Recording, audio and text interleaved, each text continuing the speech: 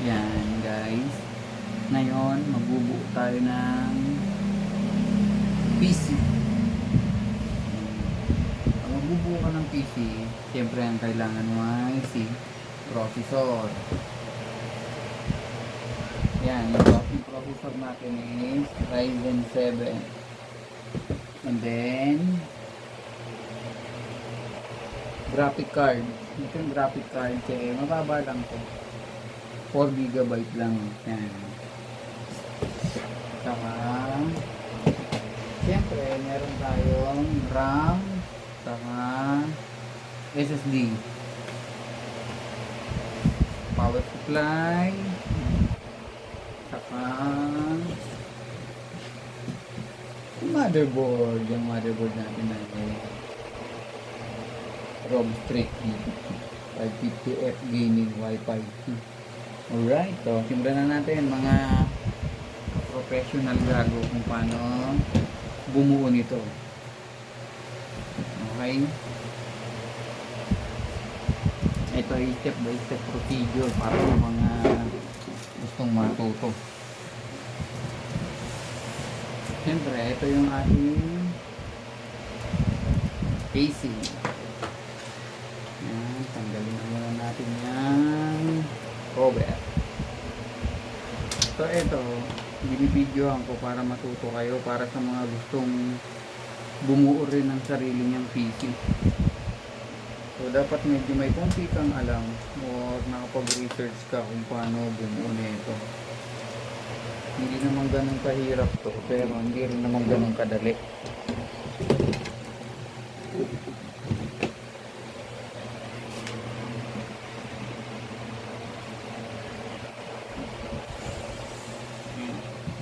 Ang galing natin lahat ng cover.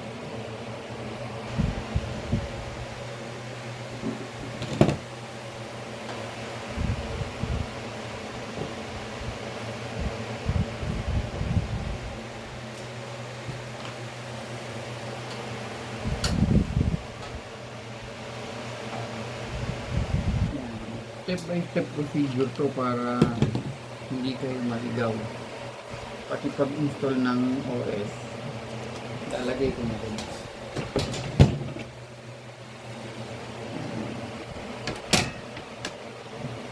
Yan, tanggal na po ang cover.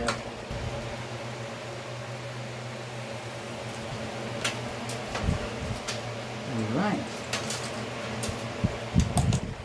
Simulan na natin ang pag-assemble.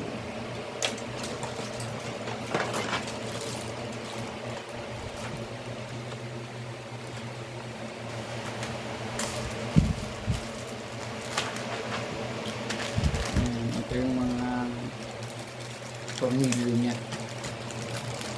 So, dapat dyan, piniprepare na rin. So, may manual siya, pero hindi ko kailangan yan manual. O, mga ub-ub lang yung manual. Alright. So, simulan na natin mga kaibigan. Ito lang. Ang unang mo ilalagay ay itong motherboard natin.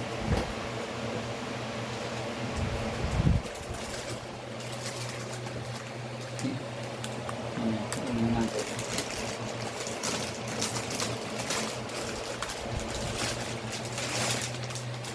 Ito po ang gaming motherboard.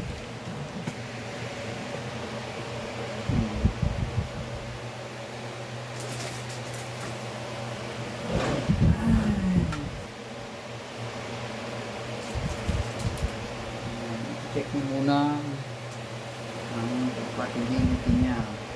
Minsan kasi walang mga tornilyo yung mga area, yung mga paglalagyan. Right, gaya nito. Walang tornilyo yung tatlo. Itong tatlo, walang tornilyo. Siyempre, lalagyan natin.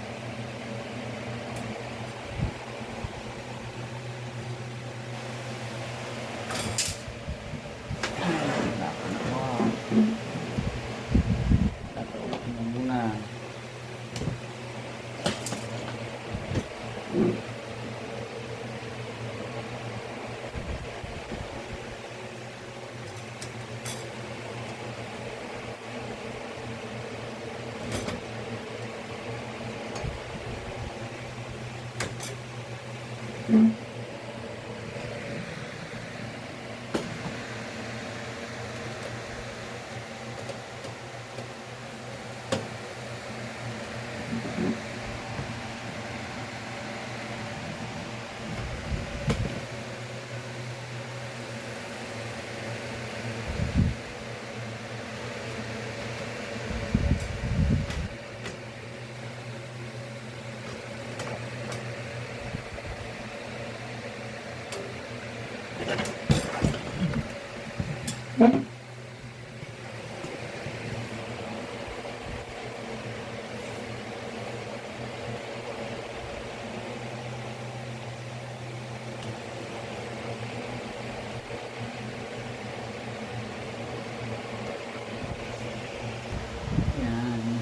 Na-install na natin ang motherboard. Ayan. Susunod natin ang siyempre ang processor. Ang processor natin is Ryzen 7.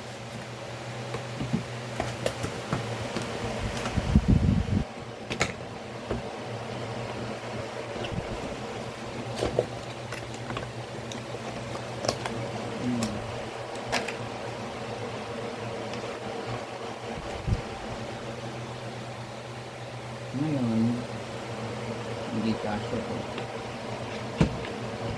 Tatanggalin natin ito.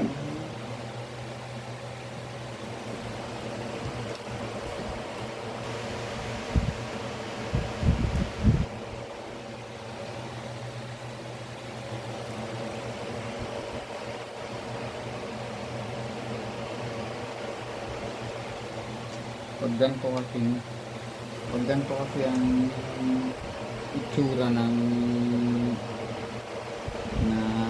pan, hindi yan uubra dito. So kailangan mong tanggalin yung original niya, na original na kabitan na socket. Ayan. Ayan. Tanggalin natin yan.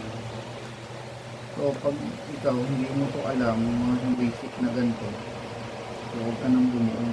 Ganun lang kasimple yung magpabuo ka na lang sa marunong. Dahil masasayang lang yung paghihirapan mo.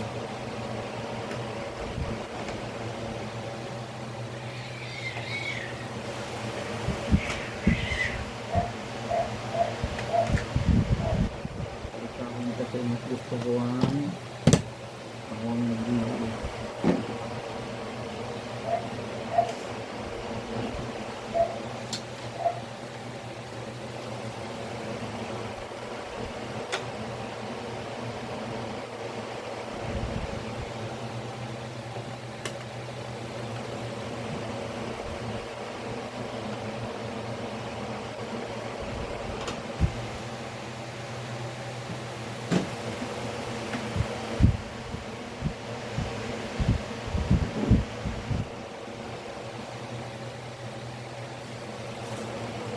I-take muna natin para yung mounting niya ay madali.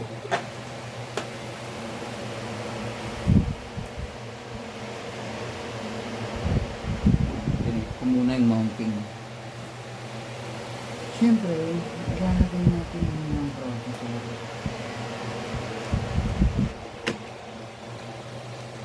Ito po ang processor. Dapat maingat ka sa paglagay ng processor kasi pag nasira ang mga pin nito, dali ka.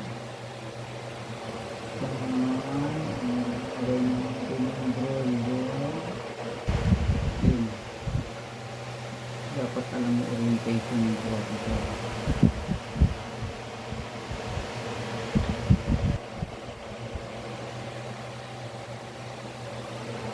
Kasi kung hindi alam mo orientation ng processor, delegates ka.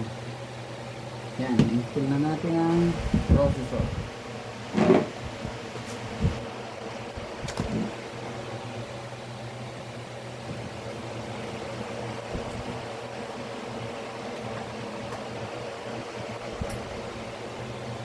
Pag na-install mo na ang processor, lalagyan mo siya ng Thermal paste. Ayan, thermal paste.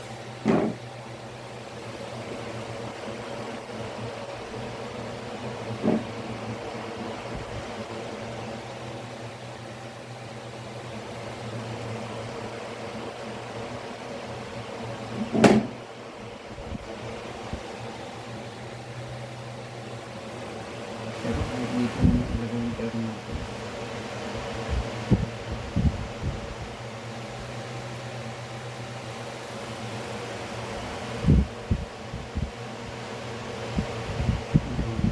Thermal paste. Diniretso ko na yung lagay ng thermal paste dito.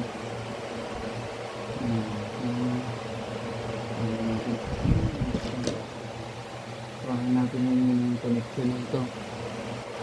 Ayan. So, dito na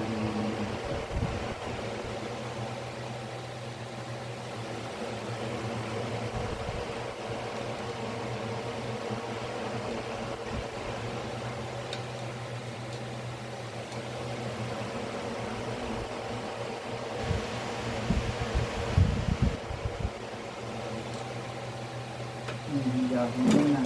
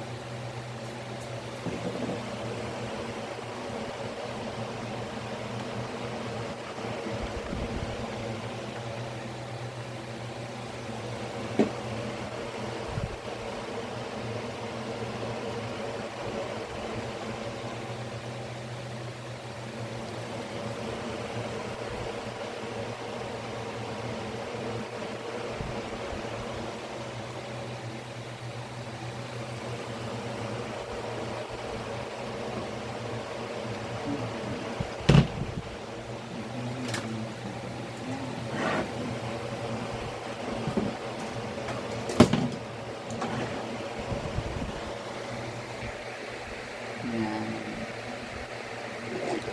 Nailagay ko na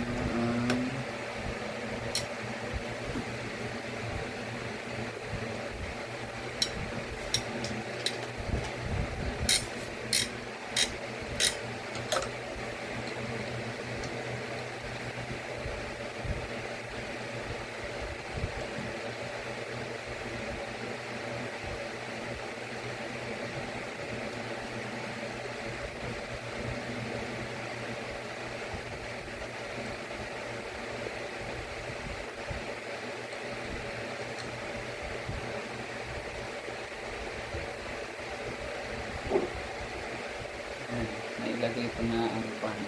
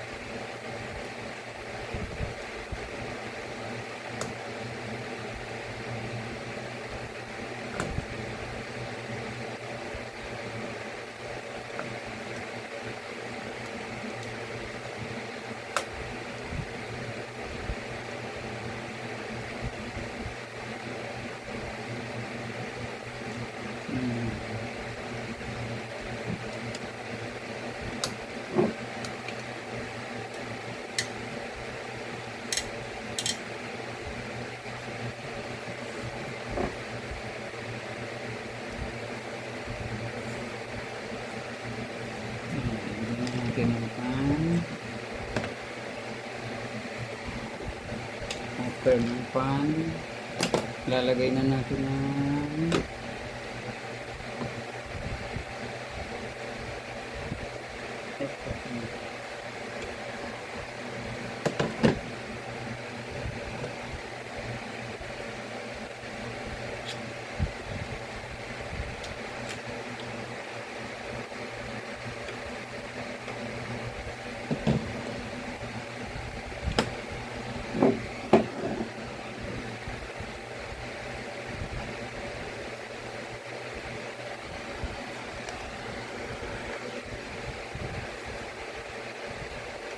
lalagay na natin ang SSD.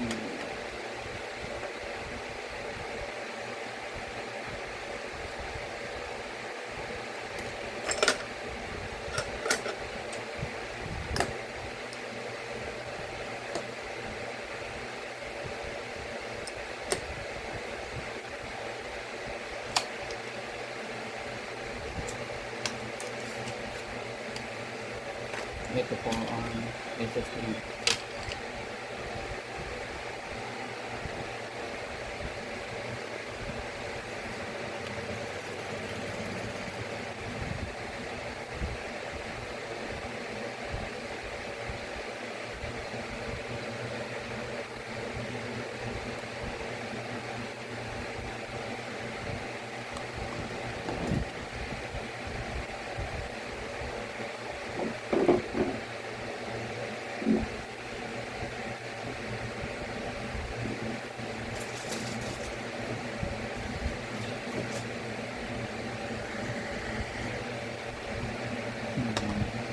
Lalagay na po natin ang SSD.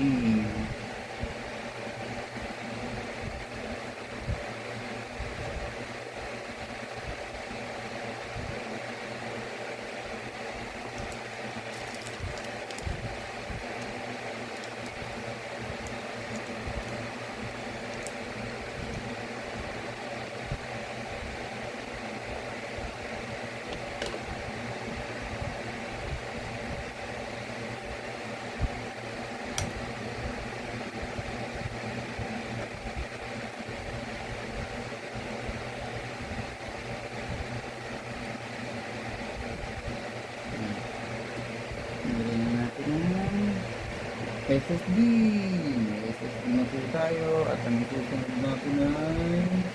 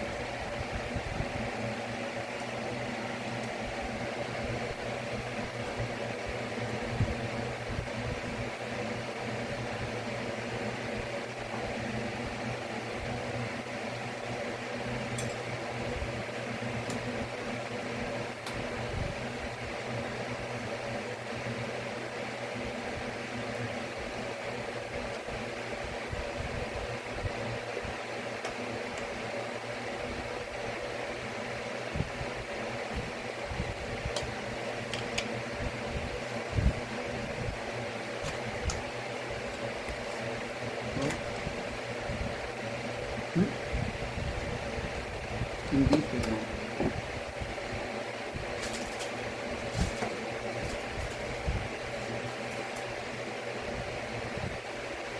Sunod itong crucial ballistic gaming memory.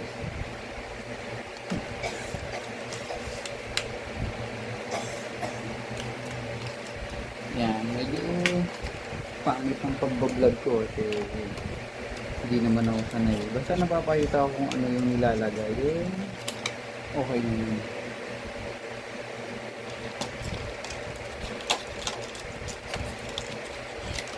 Yan. Ito po ang alam niya. RAM. Ibig sabihin ng RAM is random access memory.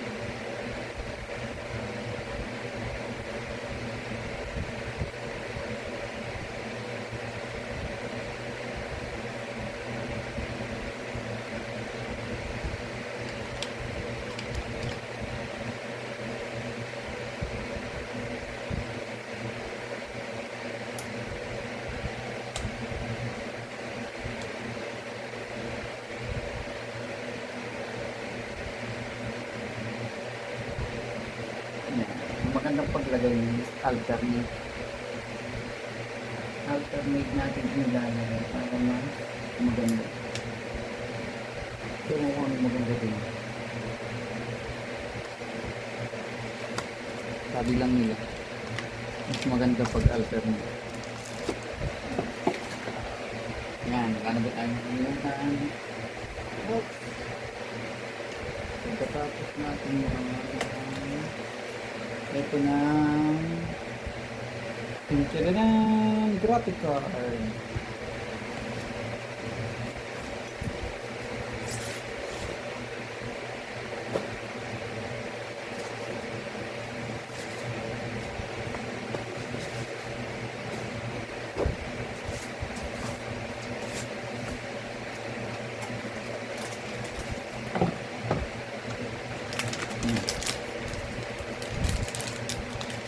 Graphic card.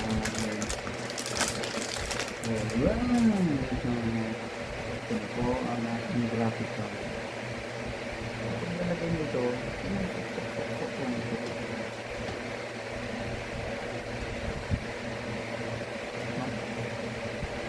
tanggalin natin yung isang linya na lock.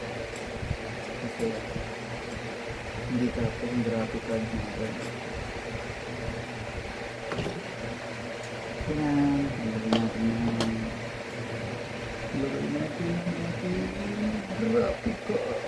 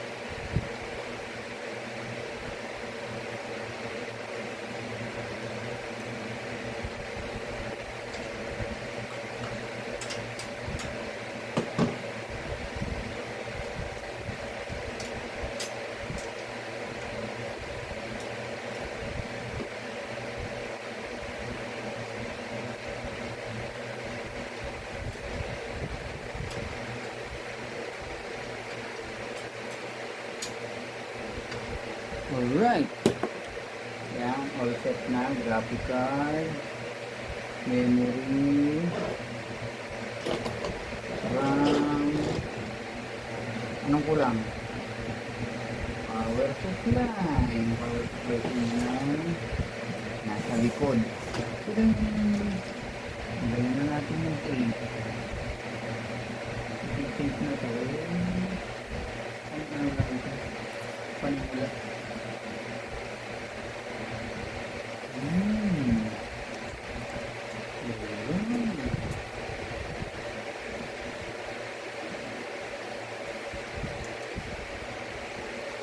Ito ang ating power supply. True rate.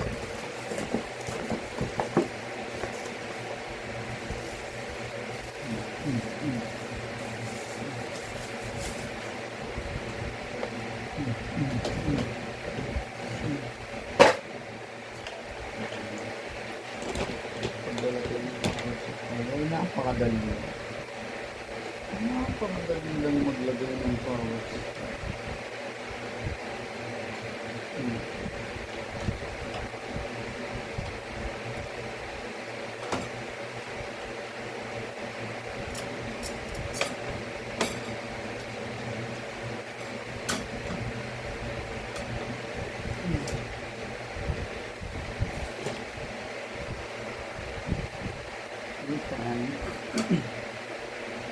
Dapat talaga ikaw ang nag-a-assemble nito. Kaya alam mo, pag ikaw nag-assemble, matututo ka. Matututo ka kung paano mag-repair. Saka mas masarap sa pakiramdam pag ikaw mismo ang nag-assemble ng sarili mong PC. Or, pwede mo rin inegosyo gaya ko. Siyempre, ito, nini-negosyo. Para sa gusto mo pabuo ng PC, check nyo lang ako. Alright. All set.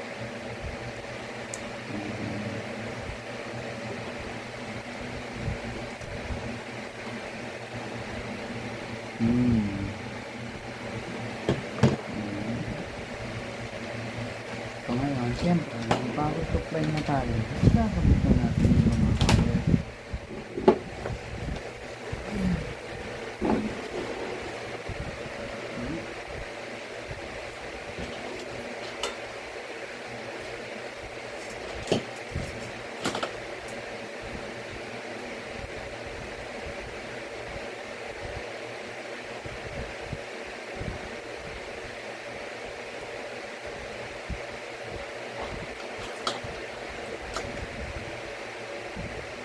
Oh no! Yan!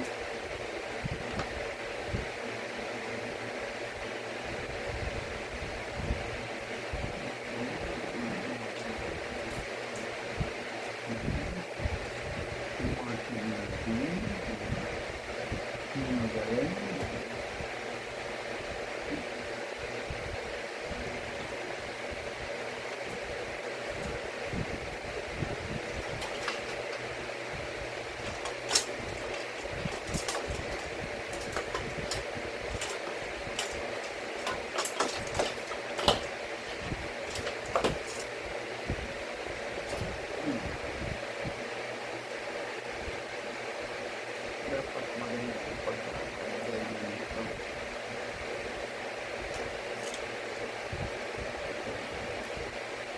Pangitin mo.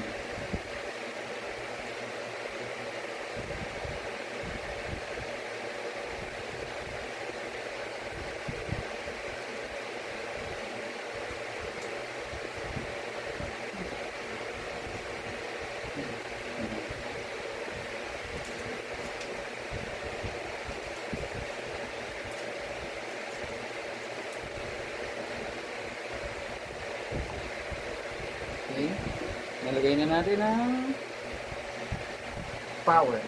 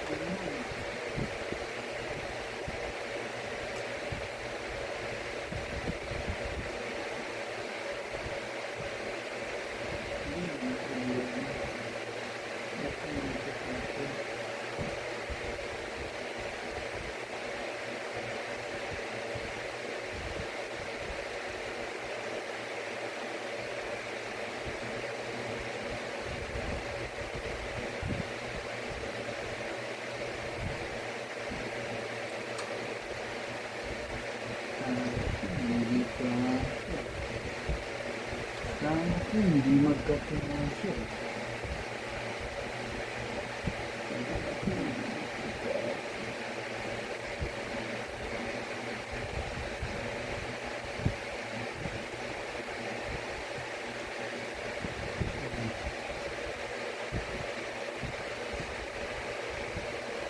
Ito ay PPU power. PPU power.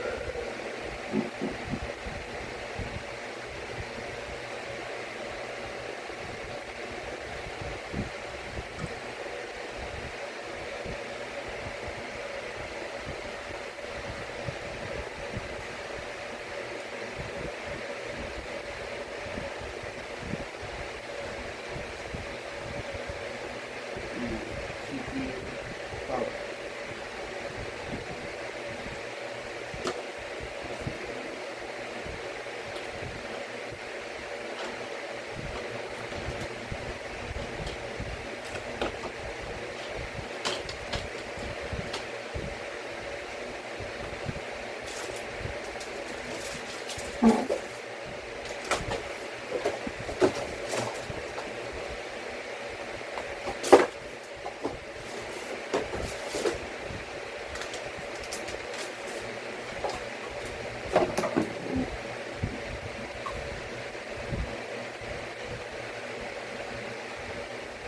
Pagod.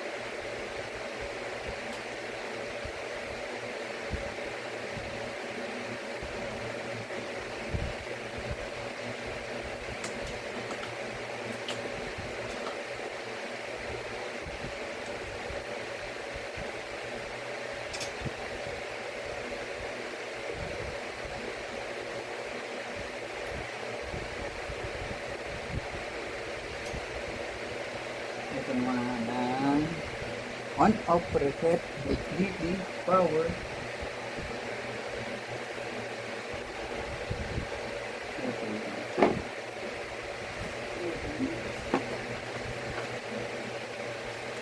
Book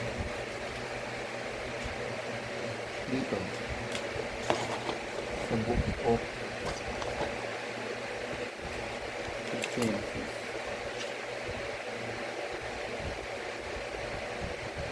Hindi lang makita HDD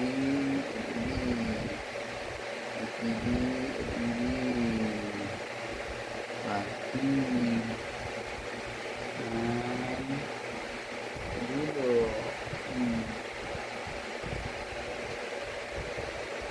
HDD sunod ay reset. Ito lang reset. Bakit walang reset?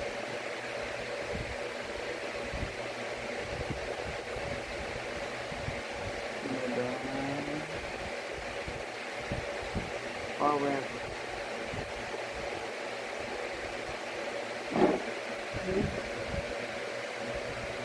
Power of the remove.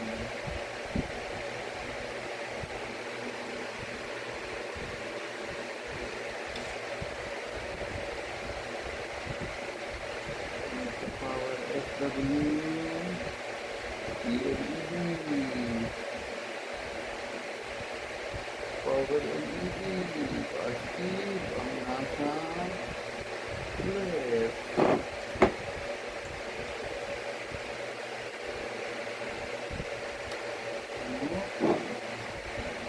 And then, lang.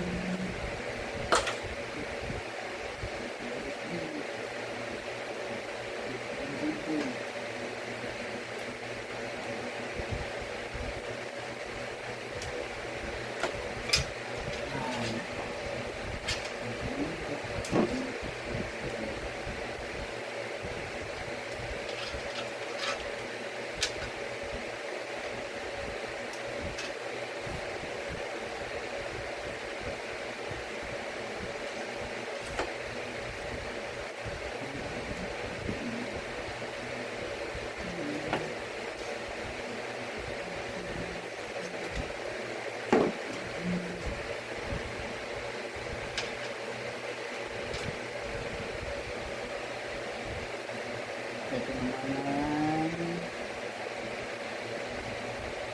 USB. Saan ang USB? Where the USB? So, makikita mo sa mga pin yan, technique dyan. Kahit hindi mo na tingnan, makikita mo naman yung pin.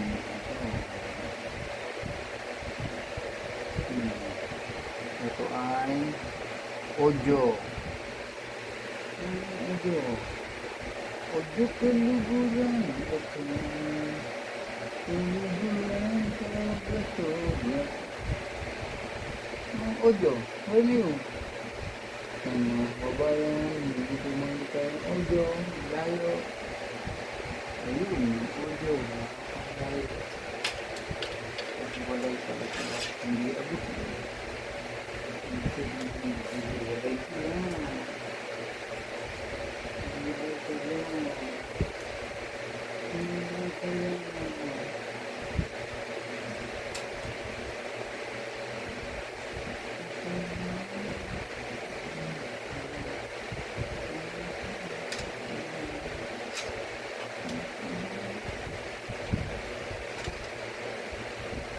Nahirapan ako nito audio.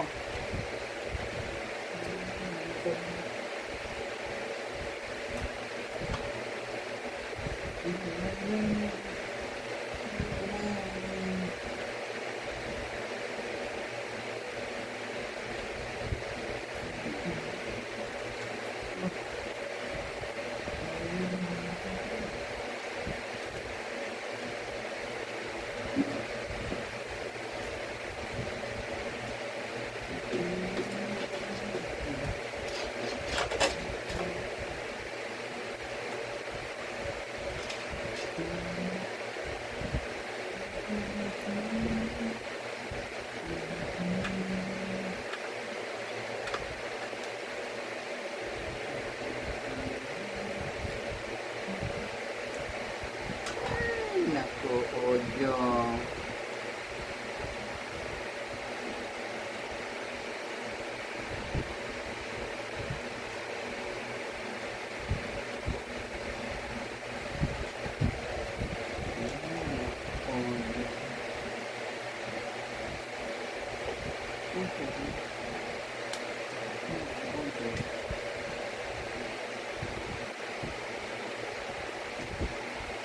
Okay, set na ang audio. Alright. Sunod ay USB. Ito yung sa upper part ng USB. Yung isang USB kanina na likod. Ito naman upper part ng USB. Maraming USB nito.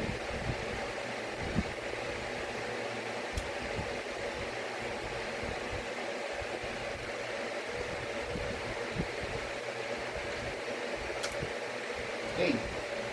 Hindi ka pa. Wala.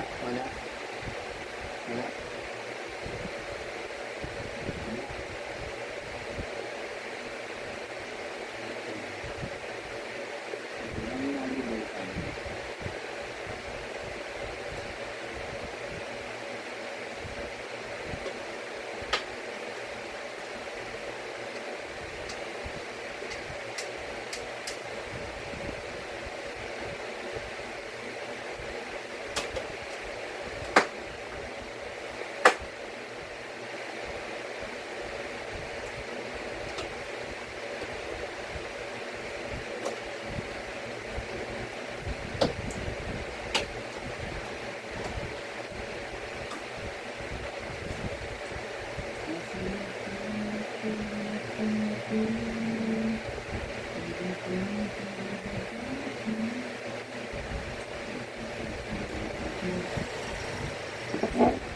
to? Meron dito.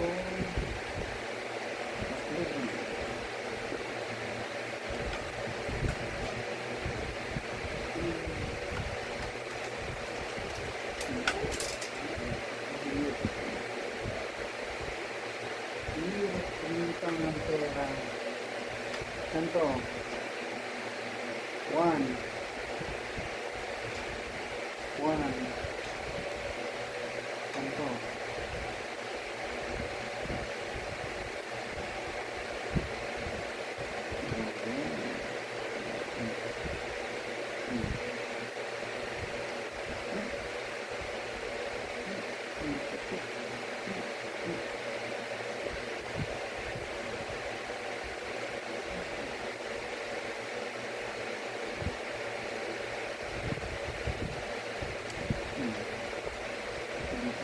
Para sa inyo.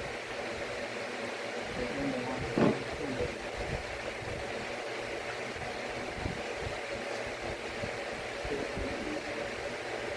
Ilaw pala.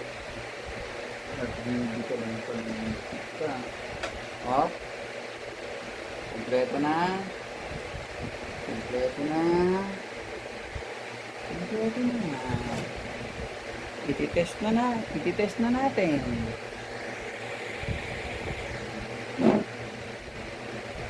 Oh.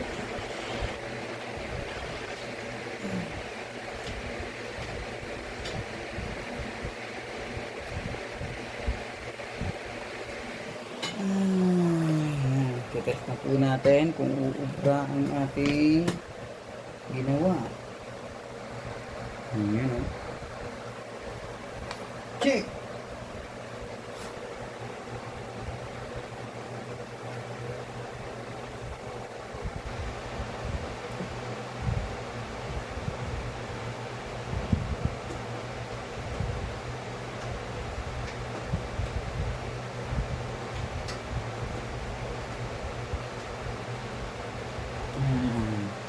Tingnan natin kung magpa-power on. Kasi kung hindi nag-power on yan, marami akong mali. Hindi naman pala marami. May mali ako.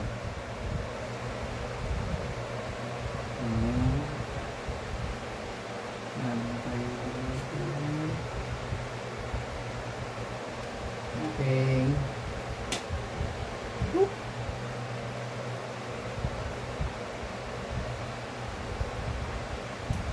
Yun o, umikot.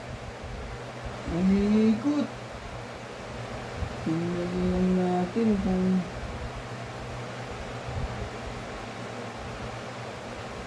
wala.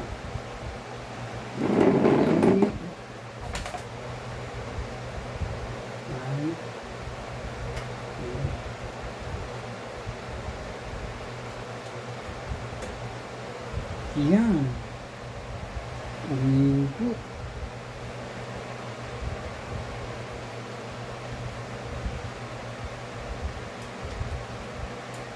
Oh, walang lumalabas na monitor. Dito natin.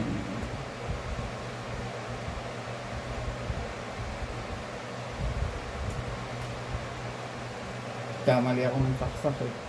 Kasi naksak ko HDMI sa kabila. Dapat dito sa Ino 3D graphic card. Uy, meron na. We detect a new processor. We will change the data structure of the storage space firm. Pero if you did not apply TPA, please press Y. Oh.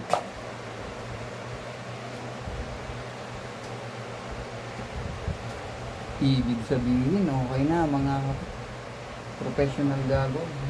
Iba talaga ang talent ng mga professional gago eh. Anong sabi? If you did not apply TPM function, please press Y to continue. Otherwise, please press Y to reset the TPM. If you have bit block or encrypt enable, press N. Yan, hindi ko po maintindihan yan. Pero, Nagsasabi dyan, we detect a new processor which will change the data structure of the storage space for firmware TPM. If we did not apply TPM function, please press Y to continue. Otherwise, please follow the instruction below. Please Y to reset the TPM. Please enter click previous TPM record.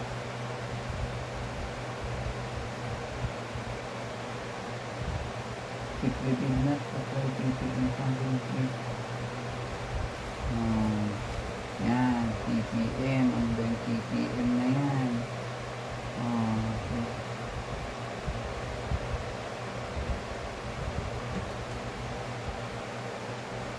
Why? Continue.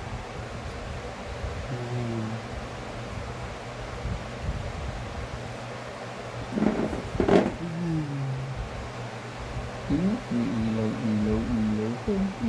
Republic of Games. Okay. Yun. Okay na po ang ating pagbuo ng PC. So, syempre, new CPU install. Please enter to set up the system. Press F1 to run setup. Okay. To run setup daw. So, yan na yun. So, ibig sabihin, sa hardware, okay na ako. Ibig sabihin, sa hardware, okay na. Nailagay ko ng maayos, nabuo ko ng maayos. Kung may mga tanong kayo, kaya hindi nyo naintindihan kasi hindi naman maganda ang mga sinagsasabi ko dito.